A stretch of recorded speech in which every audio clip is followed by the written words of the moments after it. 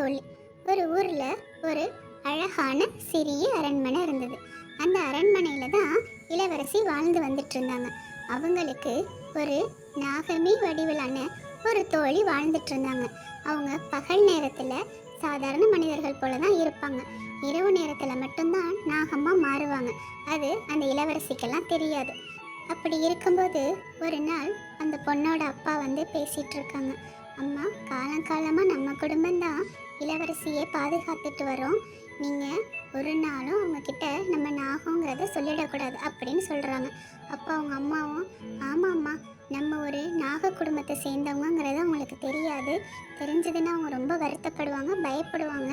ஏன்னா அவங்க சிறிய பிள்ளை இல்லையா, அவங்களுக்கு அந்த பக்குவம் வரும்போது தெரிவிச்சுக்கலாம். அதனால இப்போதைக்கு நீங்கள் எதையுமே சொல்லிடாதீங்க.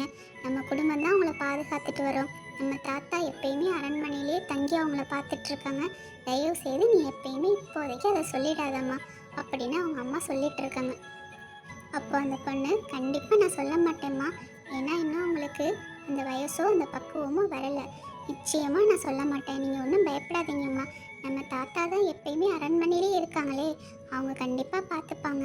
அவங்களுக்கு அந்த பக்குவம் வரும்போது நம்ம எல்லாரும் தெரிவிச்சுக்கலாம். நீங்கள் ஒன்றும் பயப்படாதீங்க. இன்னைக்கு என்னை இளவரசி வர சொல்லியிருக்காங்க, நான் அவங்கள போய் பார்த்துட்டு வந்துடுறேம்மா அப்படின்னு சொல்லிட்டு அங்கேருந்து அரண்மனைக்கு கிளம்புறாங்க. அப்போது மகாராஜா நாகத்தோழியோட தாத்தா கிட்ட பேசிகிட்டு இருக்காங்க. என்ன தாத்தா, உங்களோட பேத்தியை இன்னும் காணும். நீங்கள்லாம் ஒரு நாகங்கிறதே என்னோட மகளுக்கு தெரியாது. தெரிஞ்சதுன்னா நிச்சயமாக பயப்படுவான்னு நினைக்கிறேன் அப்படின்னு மகாராஜா சொல்லிட்டு இருக்கிறார். உடனே அந்த தாத்தா, அதெல்லாம் ஒன்றும் பயப்பட மாட்டாங்க. உங்களுக்கு எல்லாம் ஒரு குறிப்பிட்ட வயசு வரையும் தெரியப்படுத்தாம தானே இத்தனை நாள் வளர்த்துட்ருக்காங்க. அவங்களும் அந்த வயசு வரும்போது புரிஞ்சுப்பாங்க. நீங்கள் ஒன்றும் பயப்பட தேவையில்லை மகாராஜா அப்படின்னு சொல்லிட்டு இருக்கும்போதே அந்த நாக பொண்ணு இருக்காங்க இல்லையா, அவங்க வந்துடுறாங்க. அப்போ மகாராஜா கேட்குறாங்க, என்னம்மா இவ்வளோ நேரமாச்சு? உனக்காக இளவரசியும் மகாராணியும் காத்துட்ருக்காங்க. சரிம்மா, நீ உடனே போய் அவங்கள பாரு. உனக்காக அவங்க ரொம்ப நேரம் காத்துட்ருக்காங்க இல்லையா. அப்புறம் நேரம் ஆயிடுச்சுன்னா அவங்க ரொம்ப ஒரு மாதிரி ஏங்கி போயிடுவாங்க இளவரசி அப்படின்னு சொல்லிட்டு இருக்காங்க. உடனே அந்த தாத்தா, இனிமேல் சீக்கிரம் வந்துடுமா. ஏன்னா உனக்கு அவங்க ரொம்ப ரொம்ப நெருங்கின தோழி கூட, அதை மறந்துடாத. அதனால எப்பயுமே காலையிலே கொஞ்சம் சீக்கிரம் வந்து அவங்கக்கிட்ட நிறைய அன்பாக இரு, நல்லபடியாக பார்த்துக்கோ அப்படின்னு சொல்கிறாரு அந்த தாத்தா.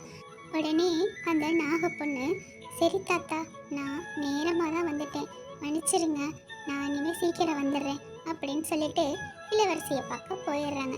இளவரசிக்கிட்டேயும் மகாராணிக்கிட்டேயும் போய், என்னை மன்னிச்சிருங்க, ரொம்ப நேரம் ஆயிடுச்சு, இன்னைக்கு கொஞ்ச நேரம் எங்கள் அம்மா அப்பா கிட்ட பேசிட்டு இருந்ததில் நேரம் போனதே தெரியல அப்படின்னு சொல்லிட்டு இருக்காங்க.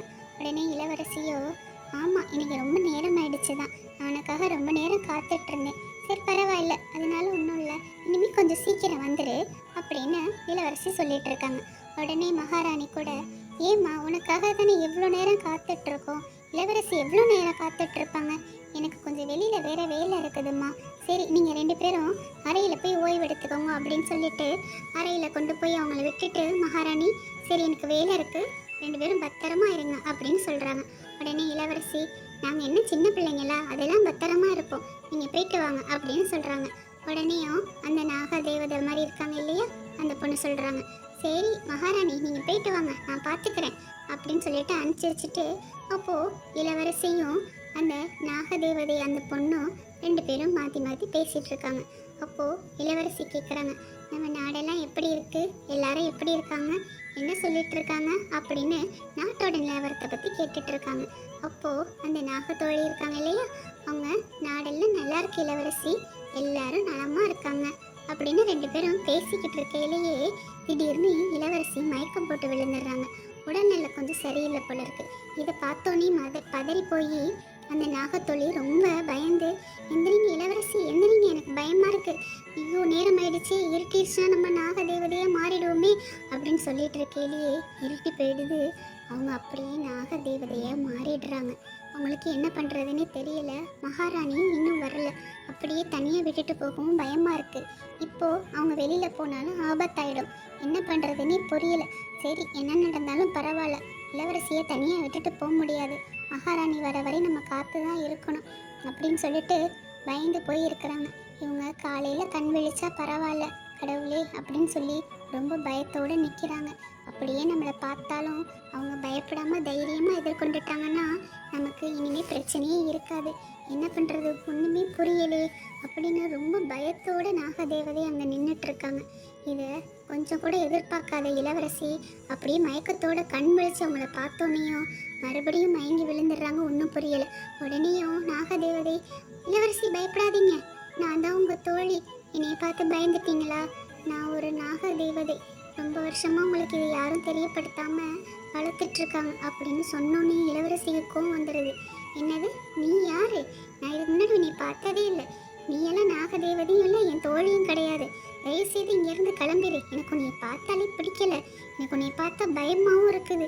நான் எல்லாரையும் கூப்பிட்டுருவேன். தயவுசெய்து கிளம்பிப்போ அப்படின்னு சொல்லிட்டு கோவமாக பேசுகிறாங்க இளவரசி. நான் இது மாதிரியெல்லாம் உருவத்தை பார்த்ததே இல்லை. உன்னை பார்க்கவுமே எனக்கு ஒரு மாதிரி இருக்குது. எனக்கு உன்னை பார்த்தா சுத்தமாக பிடிக்கல. நீ போறியா இல்லை என்னுடைய ஆளுங்களையெல்லாம் கூப்பிட்டு உன்னை அடித்து விரட்டி விட்டுறவா அப்படின்னு ரொம்ப கோவமாக பேசிடுறாங்க. இது கொஞ்சம் கூட எதிர்பார்க்காத நாகதேவதை, அம்மா இருங்கம்மா, நான் கிளம்பிடுறேன், மன்னிச்சிருங்கம்மா, ஆனால் நான் உங்கள் தோழி தான். நான் இரவு நேரத்தில் ஒரு நாகதேவதையாக மாறிடுவேன், பகல் நேரத்தில் உங்கள் தோழி. இது தெரியாமல் நீங்கள் என்னை பேசுகிறீங்க அப்படின்னு சொல்லிட்டு அவங்க கிளப்பி போயிடுறாங்க. அப்போது மகாராணி வந்து இளவரசிக்கிட்ட பேசிகிட்டு இருக்காங்க. என்னம்மா தோழி போயிட்டாங்க போல இருக்கு, என்னம்மா, ஆனால் உன்னோட முகம் ஒரு மாதிரி பாட்டமாக இருக்குது, என்னன்னு ஒன்றும் புரியலையே, ஏம்மா என்னாச்சு? ஒரு மாதிரி கவலையாக இருக்க, சோர்வாக இருக்க, உடல்நிலை ஏதாவது சரியில்லையா அப்படின்னு விசாரிச்சுட்டு இருக்காங்க மகாராணி. அப்போது இளவரசி பயங்கர கோவத்தில், என்னம்மா பண்ணி வச்சுருக்கீங்க? எனக்கு என்னாச்சு? எனக்கு உடல்நிலை சரியில்லை. சரி பரவாயில்ல, அது யாருமா? யாரோ ஒரு நாகதேவதைங்கிறா, கேட்டால் என்னுடைய தோழிங்கிறா, நான் எவ்வளோ பயந்துட்டேன் தெரியுமா அப்படின்னு சொல்லிட்டு இருக்கையில உடனே மகாராஜா, அம்மா நீ சொல்கிறதெல்லாம் தப்புமா, அவங்க உன் தோழி தான், காலங்காலமாக உன் கூட வளர்ந்து வந்துட்டு இருக்காங்க இல்லையா, அவங்க உன் தோழி தான்மா. நாங்கள் தான் உன்கிட்ட சொல்லாமல் மறைச்சி வச்சுருந்தோம் இத்தனை காலமாக. உடனே அவங்க அம்மா சொல்கிறாங்க, ஆமாம்மா, காலங்காலமாக நம்ம குடும்பத்தை பாதுகாத்துட்டு வரவங்களே அந்த குடும்பம் தான்மா, அந்த நாகதேவதை குடும்பம் தான். அவங்க உன்னோட தோழியாக இத்தனை நாள் வளர்ந்து வந்துட்டு இருந்தாங்க. அவங்க எவ்வளோ பாதுகாத்துட்டு இருந்தாங்க தெரியுமா? எத்தனை கஷ்டத்துலேயும் உன்னை பாதுகாத்தாங்க தெரியுமா? நீ என்னென்ன புரிஞ்சுக்காமல் இப்படி கோவப்படுறியே அப்படின்னு சொல்லையில் உடனே அவங்களுக்கு, ஐயோ அப்படியாம்மா, நான் தெரியாமல் ரொம்ப திட்டேனேம்மா, திட்டினது மட்டும் இல்லாமல் என்னைய இனிமேல் பார்க்க வரக்கூடாது அந்த மாதிரிலாம் ரொம்ப பேசிட்டேன், உன்னை என் ஆளுங்களெல்லாம் கூப்பிட்டு அடித்து விரட்டிடுவேன்னு ரொம்ப திட்டேம்மா, என்னம்மா இப்படி சொல்கிறீங்க அப்படின்னு சொல்கிறாங்க. உடனே மகாராஜா, நீ பண்ணது பெரிய தப்பு, உடனே அவங்கள நாளைக்கு வர சொல்லி நீ மன்னிப்பு கேட்கணும். அவங்க உன்னோட தோழி மட்டும் இல்லை, நம்ம குடும்பத்தை பாதுகாத்துட்டு வர்ற நம்மளோட குலதெய்வம் அவங்க அப்படின்னு மகாராஜா சொல்கிறாரு. அப்புறம் நாகதேவதை அவங்க வீட்டை விட்டு வந்துட்டு தனியாக ரொம்ப வருத்தப்படுறாங்க. இளவரசிக்கிட்டேருந்து இப்படி பேசுவாங்கன்றதை எதிர்பார்க்கவே இல்லை கொஞ்சம் கூட. இதை கேட்டுட்டு ரொம்ப வருத்தப்படுறாங்க. இதை நம்ம அம்மா அப்பா கிட்ட சொல்கிறதா இல்லை சொல்லாமையே விட்டுறலாமா? சரி, இது என்றைக்கு இருந்தாலும் ஒரு நாள் நடக்கிறது தான். ஏன்னா நம்ம ஒரு நாகதேவதைன்னு அவங்களுக்கு தெரிஞ்சால் ஒரு நாள் இல்லை ஒரு நாள் கண்டிப்பாக எப்படியாவது எதிர்ப்பாங்க தான். நம்ம எதிர்பார்த்தோம், ஆனால் இன்றைக்கி கொஞ்சம் கடுமையாக பேசிட்டாங்க, இவ்வளோ கடுமையாக நடந்துக்குவாங்கன்னு நம்ம நினைக்கல அப்படின்னு நினச்சிட்டு சரி அம்மா அப்பா கிட்ட சொல்லுவோம் அப்படின்னு நினச்சிட்டு வீட்டுக்கு கிளம்பி காலையில் போய் நடந்ததெல்லாம் சொல்லிட்டு இருக்காங்க அவங்க அப்பா. என்னம்மா நிஜமாவா சொல்கிற? நீ ஒரு நாகதேவதைங்கிறது இளவரசிக்கு தெரிஞ்சிருச்சா? ஐயோ ரொம்ப கஷ்டமாக இருக்கேம்மா, என்ன சொன்னாங்க, எப்படி நடந்துக்கிட்டாங்க அப்படின்னு ஒரு மாதிரி வாட்டத்தோடு பேசிகிட்டு இருக்கிறாரு அவங்க அப்பா. உடனே அவங்க அம்மா, இதுக்கு தான் நாங்கள் சொல்லிகிட்டு இருந்தோம், நீ இதை பற்றிலாம் அவங்கக்கிட்ட பேசக்கூடாதுன்னு. என்ன பண்ணுறது, காலம் சூழ்நிலை அப்படி அமைஞ்சு போச்சு.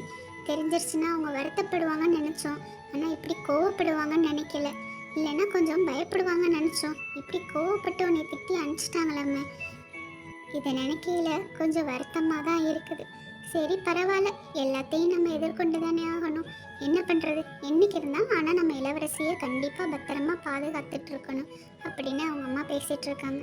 கண்டிப்பாக நான் பாதுகாப்பேம்மா, ஆனால் அவங்க இனிமேல் நீ ஏற்றுக்குவாங்களா என்னன்னு அம்மா தெரியல, அதை நினச்சி தான் எனக்கு பயமாக இருக்குது.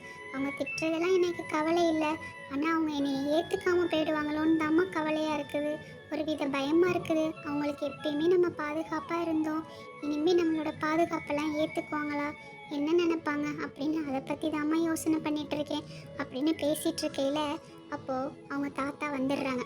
உன்னையும் உங்க அப்பா எதுக்கு இங்கே வந்தீங்க அப்படின்னு கோவமா பேசுறாரு. உடனேயும் தாத்தா இருங்க, பொறுமையே இருங்க, நடந்ததெல்லாம் நானும் கேள்விப்பட்டேன். எல்லா காலமும் சூழ்நிலையும் அப்படி அமைஞ்சிருச்சு.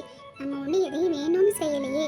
இளவரசி ரொம்ப சின்ன பொண்ணு, அவங்களுக்கு அந்த பக்குவம் வராததுனால தானே இத்தனை நாள் நம்ம ஒரு நாக குடும்பங்கிறதே நம்ம மறைச்சி வச்சுட்டு இருந்தோம் அப்படின்னு அவர் சொல்லிட்டு இருக்கிறாரு. உடனே அவங்க அம்மா, அதுக்காக இப்படியே அவங்க பேசுவாங்க? என் பொண்ணு எவ்வளோ வருத்தப்பட்டாங்க தெரியுமா? நீங்கள் இந்த மாதிரி அவங்க பேசினதெல்லாம் எங்களால் ஏற்றுக்க முடியல அப்படின்னு சொல்லிட்டு அவங்க அம்மா கொஞ்சம் வருத்தமாக சொல்கிறாங்க. உடனேயும் அந்த நாகதேவதை, அதெல்லாம் ஒன்றும் இல்லை தாத்தா, பரவாயில்ல, சரி நீங்கள் என்ன விஷயத்துக்காக வந்தீங்க முதல்ல அதை சொல்லுங்க அப்படின்னு அந்த பொண்ணு கேட்டுட்டு இருக்காங்க. அப்போது அவர் சொல்கிறாரு, நீ உடனே இளவரசியை பார்க்கவா, அவங்கள்ட்ட பேசணும்னு சொன்னாங்க அப்படின்னு சொல்லிட்டு அவங்கள அழைச்சிட்டு போயிடுறாங்க. அப்போது இரவு நேரத்திலேயே போகிறாங்க அந்த நாகதேவதை. போய் இளவரசி அப்படின்னு கூப்பிட்டோனையும் இளவரசி திரும்பி பார்த்துட்டு, என்னை ரொம்ப மன்னிச்சிரு, நான் இத்தனை நாள் இப்போ உன்னை பற்றி எதுவுமே புரியாமல் கோவத்தில் டக்குன்னு பேசிட்டேன், எனக்கு உன்னை பார்த்தோன்னே பயமாயிடுச்சு, நீ ரொம்ப மன்னிச்சிரு, நீ யாருன்றதை எங்கள் அம்மா அப்பா எனக்கு உணர்த்திட்டாங்க அப்படின்னு சொல்கிறா. உடனேயும் நாகதேவதை, அதெல்லாம் ஒன்றும் இல்லை, பயப்படாதீங்க, நான் எப்பயுமே உங்களுக்கு தோழி தான், உங்களுக்கு எப்பயுமே உறுதுணையாக இருப்பேன், உங்களை நான் நல்லபடியாக எப்பயுமே பார்த்துப்பேன், சரி வாங்க இங்கே தனியாக நிற்காதீங்க, நம்ம அரண்மனைக்கு போகலாம் அப்படின்னு சொல்லிட்டு அரண்மனைக்கு பத்திரமா அழைச்சிட்டு போய், இளவரசி உங்களுக்கு எப்போ என்ன உதவினாலும் நான் கண்டிப்பாக வருவேன், பயப்படாமல் இருங்க அப்படின்னு சொல்கிறாங்க. உடனே இளவரசியோ, கண்டிப்பாக நீ என்றைக்குமே எனக்கு தோழி தான் அப்படின்னு சொல்கிறாங்க. என்ன குழந்தைங்களா, இந்த கதை உங்களுக்கு பிடிச்சிருக்கா? பிடிச்சிருந்ததுன்னா மறக்காமல் இந்த வீடியோவை லைக் பண்ணி ஷேர் பண்ணி நம்ம சேனலை சப்ஸ்கிரைப் பண்ணுங்கள். நாளைக்கு வேறொரு கதையோடு பார்க்குறேன்.